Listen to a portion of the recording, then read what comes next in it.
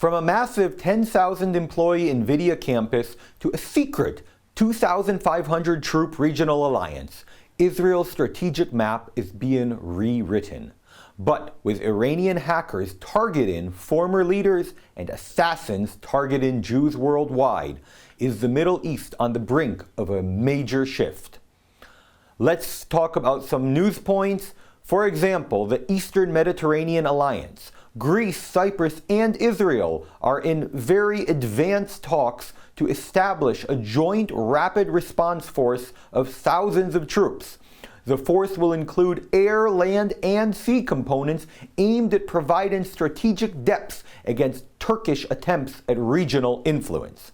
And speaking of Turkey, Turkish President Erdogan has reportedly asked Putin to take back the S-400 air defense systems which Turkey purchased in 2019. According to Bloomberg, the goal is to remove the obstacle preventing Turkey from purchasing F-35 fighter jets from the United States. We've spoken about them in the past, that on the one hand, it is a bad move for Israel because it equalizes the playing field between Turkey and Israel, also if the Saudis purchase it in other countries.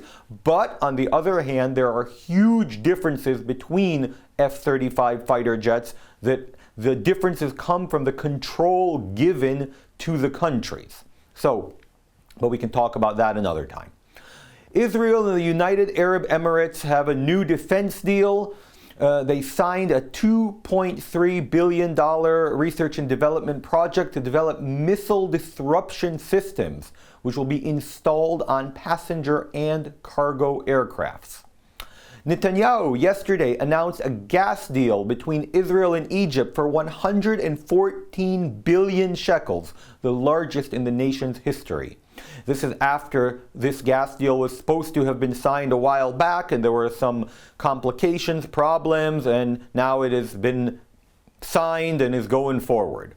But much more interestingly, there is talk about a potential gas deal between Israel and Syria. Obviously, this would be a game changer since Israel and Syria are officially at war. And for the last year, there sometimes is, sometimes isn't, negotiations with the regimes there regarding peace and the Abraham Accords. Now moving on to a bit of technology and economy, Nvidia, the giant, which is I believe currently the largest company in the world, announced that it will establish a massive campus in Kiryat Tivon in Israel at a cost of billions, and it will employ over 10,000 people. Additionally, the low-cost airline giant Wizz is opening a hub in the Tel Aviv airport, something that will reduce the air travel fares, but also indicates their belief in the Israeli economy and goes against the idea of boycotting Israel. On a political side note to that, for a couple of years, Israel's leading economists have said how terrible the economy will be because of the war in Gaza and because of the right-wing government and so on and so forth. And now we see that these companies are doing what they're doing. Additionally, just earlier this week, Israel was said to be the third best economy of 2025. Basically, all of these economists are actually politicians in disguise and part of the left-wing progressive agenda. But anyways, moving on. Terrorism, anti-Semitism.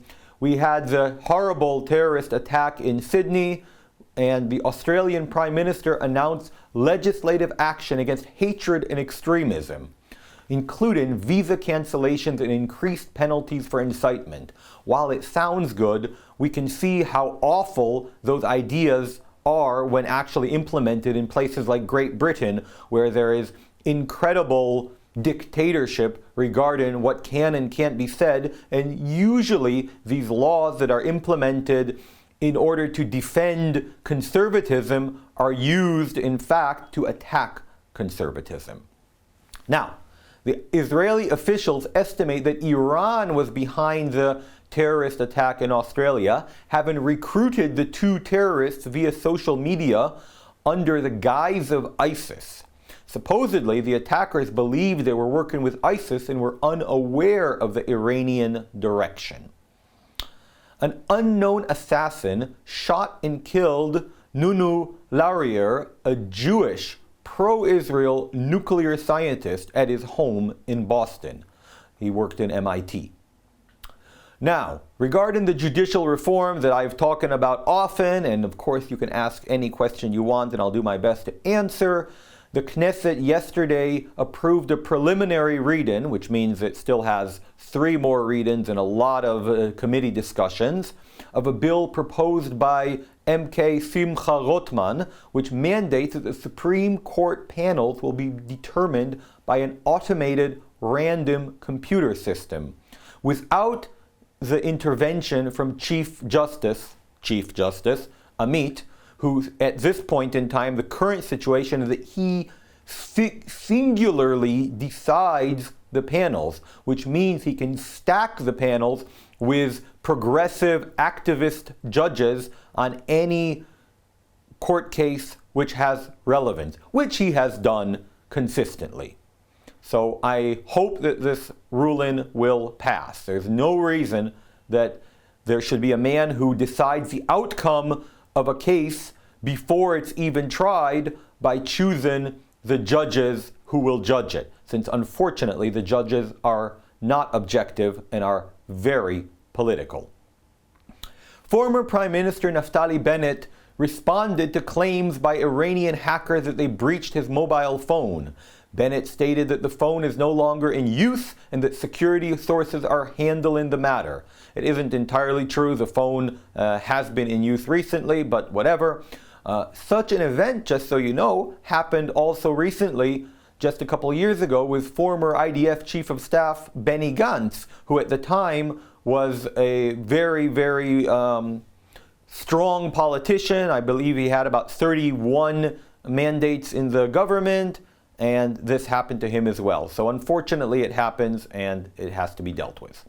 Pop into the other side of the pond on anti-Semitism. At the Hanukkah party, Donald Trump stated that Congress is becoming anti-Semitic and hates Israel, claiming that the Jewish and Israel lobby, which was once the strongest in Washington, is losing its influence and is no longer the strongest in Washington. And he also compared October 7 deniers to Holocaust deniers. Donald Trump also declared the Venezuelan government a terrorist organization. Ecuador supports any move for regime change in Venezuela. And why would I bring this up? It's relevant because Venezuela strongly stands with Iran, Hezbollah, and the axis of evil. So obviously it would be good if the regime there changed.